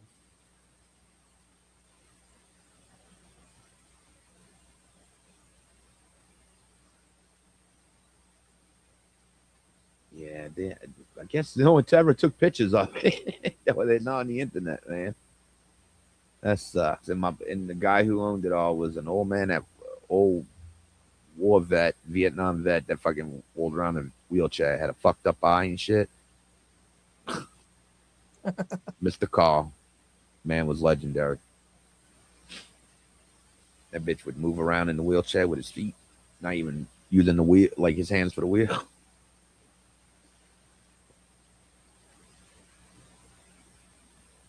Yeah, Deathmate was cool. Like the idea, like the idea at the time, Solar and Supreme. Yeah, Solar, the Nuclear Man. I was a Wildcats fan. I like Wildcats because I was a Grifter fan. Grifter became so popular that Marvel bought him. I didn't know that. John Draper told me that. I thought DC bought it. Oh yeah, DC. Well, pick and choose. Fucking one of them picked them up. Actually, what's her name? So Wildstorm to DC when he joined up with him. Jim Lee. Gotcha. So they technically own like all of his Image stuff. Really? Yeah. I didn't know that. Well, Jim Lee's a bitch anyway now. Well, funny. I remember when He's working for the con, and he let him get like this. Oh, he's a bitch. I remember when he Marvel reissued his X-Men covers in print, and because he was working at DC, he did not see a fucking dime from it because like we can't technically give you money for this because you work for our competition. So suck a dick.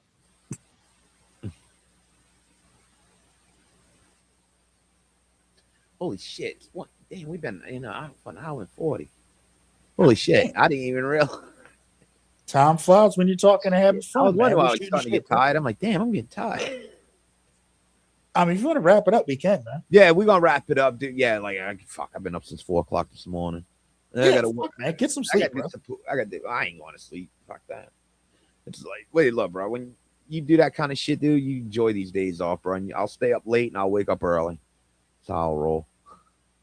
I'm cooking the Mrs. She wanted me to cook because it's supposed to be cold tomorrow night. I'm like, well, what you want me to cook? And I have some gumbo frozen. That's what's good about gumbo. You can freeze that shit. And I was going to say, I'm going to take it. I was like, you know what? I'm going to make you potato. She loves potato soup. So I'm going to make a potato soup. Yeah, I got to go to the store tomorrow. I just don't want to because it's going to be like 20 degrees out. I was like, you just provide the pie. Like, I'm just gonna. My guy's got to run across the street to grab a couple things and come right back. But it's gonna be cold as shit, and I don't want to go. Yeah, y'all gonna be fucking freezing. And I was like, I gotta go tomorrow because it's gonna be like. Allo's gonna be like 26. Y'all's gonna be like minus 26. Let me look. It's gonna be. Oh shit! It's gonna be 9 degrees tonight. Oh, that's tonight. Yeah, it's gonna be 21 for the high tomorrow. Okay, let's compare weather. What are y'all right now? Right now, it is 23 degrees outside. You got shit when I tell you what we are. 58. I hate you right now. Motherfucker, I had to put my ag edition on yesterday. Yeah, it's like gonna be 70. The next 5 days, 21, 23, 26, 25, and 23 for the high. You see, okay, I am not leaving the fucking house as a southerner. I'm one of the few southerners that like cold weather because I don't get to see it and have it as much as y'all do. And y'all don't have to deal with this fucking summer humidity down here, the swamp summer humidity. Yeah, but so we appreciate free air condition one. You know how low our air condition bill, energy bills are during wintertime down here. Fucking 3/4 is cheap. It's not even quarter of what I usually pay during the summer. Now my gas bill goes the fuck up. Like we live inward of the Atlantic, so we get like that breeze off the water, and it just comes inland. So we get this thing called wind chill. Oh! I live by the river. Where it's like, it's 20 degrees outside, but the wind chill's going to bring it down to fucking 5. Oh, I live like 2 miles away from the river. So I'm joking. Like, it could be 20 degrees when I go to the store tomorrow. And the river ain't like this where you live. You know, the Mississippi High starts off like this. Mine just way across the bank, about a mile across. So that's why all this shit is like dirty down here, because we get all y'all crap. Like, it's going to be fucking cold, bro. But we got some, no shit, though. They got fucking, you go fishing in the Mississippi by me, you could pull out catfish like the size of you. Yeah, I'm not eating catfish for a while. Why? What's wrong with catfish? Nothing's wrong with catfish. I got some bad catfish and had food poisoning like last month. No, well, you're in Baltimore, man. This is fresh. Yeah, but the place I ordered it from usually don't fuck me up like that. Shit. We got to get you down here. We got to get, look, bro, they got, dude, like you could go like around the block and down a road. And it's like in the bayou, literally 5 miles down the road from me.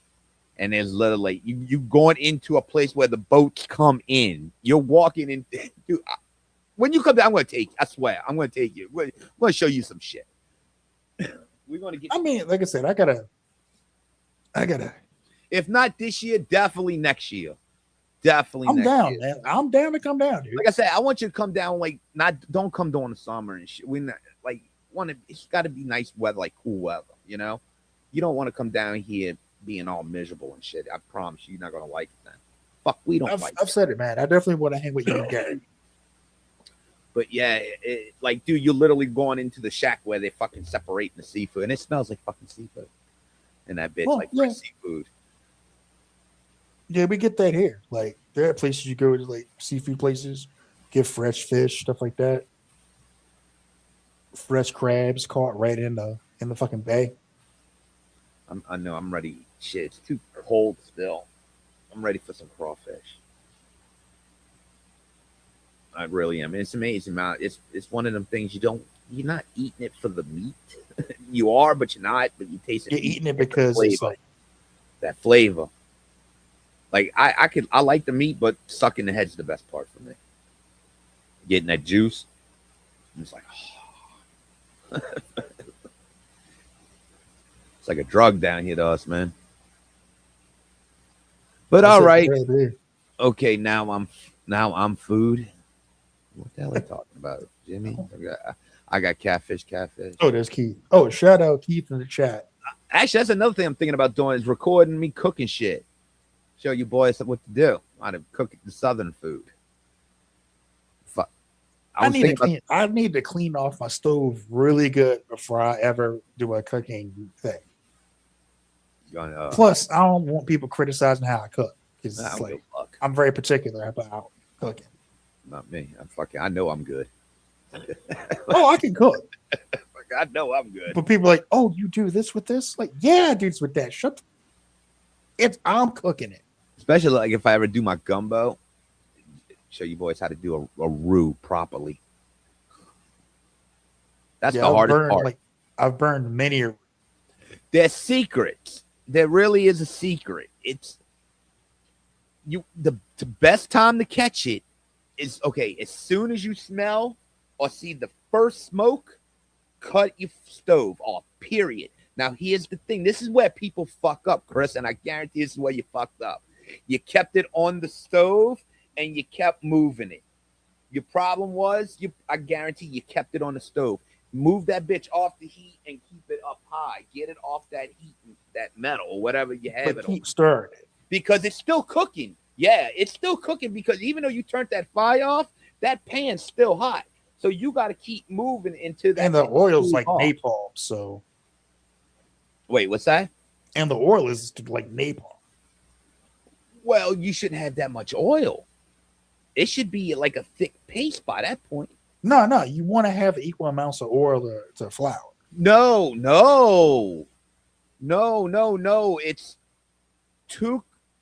It's 1 cup of oil for every 2 cups of flour. Oh, okay. So that's where I'm fucking up then. Yeah, that's way. Now, okay. Now here's the thing. I mean, it still comes out well. Good. Now here's the thing. Yeah, but that's a lot of oil though, man. Now here's the thing. Now I'll use like 1 cup of oil and 1 cup of flour. Now it's 2 cups of flour to 1 cup of oil. But here's the thing I do. I can add a little bit more if I find it like a little bit too watery or whatever. Yeah, I'll add flour if I need to. I've gotten to that point where I could add. It's not so much that, it's the visual. That's what you really got to. You got to make sure as soon as you smell that first smell of burnt and that one thing is, I can't say the smoke, but definitely the burnt smell. You smell that one thing as soon as you take it off the fire, you got to at least for another 5 minutes. Let that pan cool. Because you want it to get to like the color of almost like dark brown chocolate. Yeah. You want it on the break. Okay. Now here's the thing. Everybody's different when it comes to making a. Look at my hat. Hold on. You want to jump up? It's by your preference. But the thing is, the darker a roux, the richer it is. Right. And that's why I'm breaking point roux. Like I said, once you hit that right there at the breaking point of burnt and done. And that's why I say that's where a lot of people, they stop turning in it because that pot's still hot. So it's still cooking, but that's where it starts to burn. even though you may have turned the fire off, and I actually move it to get away from that burner that's hot, and that's when I'll start turning it and keep moving it for at least 5 minutes. You got to stay on it. That's the key to root, staying on that shit. Yep, my mama taught me that many moons ago. I think I've watched like Isaac Toops make it. I've watched Cajun Ninja. I've watched Stale Cracker. Oh, Stale Cracker. I got his fucking seasoning's fucking the bomb. That's my favorite season. Oh, that 2-step? Yeah, the white one. It's like the Cajun 2-step is really good. It's like a seasoning for your household food with a crawfish boil seasoning taste. Yeah. That's what it is. It goes great in the gumbo. Seasoning it. It does. Oh, I'm like, ooh. I'm Louisiana. A lot more than that goes to my gumbo.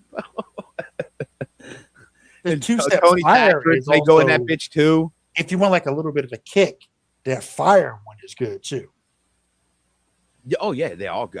We've even bought when we went to Acid Bath that night before when we did the boil for my friend. We actually had his stuff. We used his boil to boil the crawfish, and it was pretty fucking good. I was like, damn, do you remember Justin? Do I remember Justin Wilson? That man is a fucking dude. You should, every Louisiana house should have a picture of Justin Wilson in their fucking house. That man is a legend and well loved. I guarantee. What a Paul Prudhomme or whatever his name is. Let me tell you about my little name, Boudreaux. Boudreaux's like, yay. Oh man, I used to watch Justin Wilson religiously. I still do on his YouTube channel. That man sit there and drink wine and shit. Yeah, I've grown an affinity for like Cajun food. Like I love gumbo. I love jambalaya. And I hated gumbo as a kid. I hated a lot of shit as a kid though. As I got older, I started, I hate my mom's vegetable soup back as a kid. As I got older, I appreciate that shit. It's like Eddie Murphy and Ron, the burger. I appreciate that big burger. Or find a place that has boudin. Oh, boudin? Yeah. Oh man, boudin. I see. I don't know. I'm picky, man. Like I like getting boudin at festivals because everything's fresh because it's being cooked right there. I try to stay away from fried seafood as much as possible, but I love it. Fried catfish, fried oysters, charbroiled oysters. Woo! That is fucking sick. You ever eat raw oysters? Who, me? Yeah. Yeah.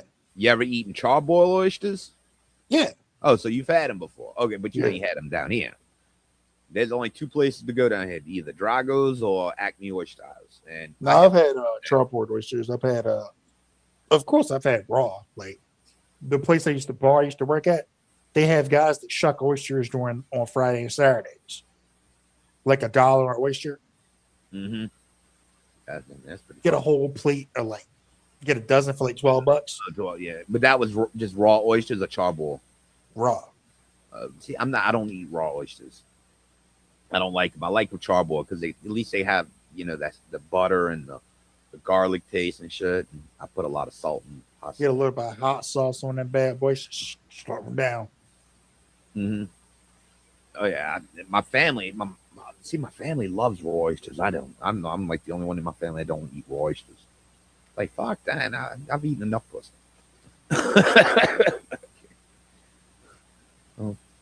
But we're gonna get out of here, Chris. Thanks for everybody hanging around fucking 2 hours, dude. Damn. We just said we we're about to get off and we start rambling again for another 14, 15 minutes. Food talk gets you ready, get you going. I think one place I went to. Yeah, I'm just looking at the chat. I'm sorry I didn't pay attention much to the chat. And I had the fucking arm in my fucking way, and it was like kind of hard to see. I'm like, I should have moved it. But me and Chris were rambling. You never had gumbo? What's up? We're gonna fix that, dude. Take it easy, be safe, all. Yeah, you too, my friend. Yeah, you too, Keith. Thanks for coming on, man. Hanging out for 2 hours, like I said. Nah, man, you put out the call. I had the answer. So, and next one should be interesting. I think I'm going to have my friend on, the one I've been talking about, Mo, my boy. I think that's going to happen. I was trying to make it happen for this today, but he was sick this week. I was like, nah, I want you 100%. I don't want no fucking excuses. Yeah. Like I said, man, it's good to talk to you. It's good to be on there with you, man. Always. Nah, no problem. I can't wait to come on y'all show and be the minority. It's gonna be awesome. I can't wait. Oh yeah, the door's always open. Oh, I know, but like I said, I'm not trying to impose or nothing. So I'm enjoying watching y'all. I don't have to do no work. That's true. I make sure I like every week. Nah, you show up every week, man. We appreciate. I try. Like I said, we appreciate you supporting us, man. We like I said, you're not just somebody I consider a friend. You're somebody I consider family, bro. Oh, thank you. I appreciate that, man. Same here, bro. Y'all help make this shit happen. And like I said, we wasn't going nowhere. It was just time for change. I mean, it is what it is. But everything happens for a fucking reason. And no one went through it anyway because you're here and you're still in the intro. So, I mean, fuck. Yep. I could have been a dick. You're like, fuck them. I'm just putting myself in the intro. Be like, fuck y'all. It's the Bayou Geek. Ain't no geeks here no more. I'll be honest. I was just too lazy, guys. I was fucking used to you. I feel like Chanty was the same shit. No, but I think we're gonna get out of here. But y'all check them out. Y'all tomorrow night, 7:00 Central. The Minorities Report. Yep, Minorities Report tomorrow. We'll probably talk more about He-Man and some other shit that's going on. I think I made some good points, and you could bring what you learned here tonight and bring back to them tomorrow. And break the bad news that there is no Orko. Yeah. Let them still down. Can't believe they're not going to have Orko, dude. That's crazy.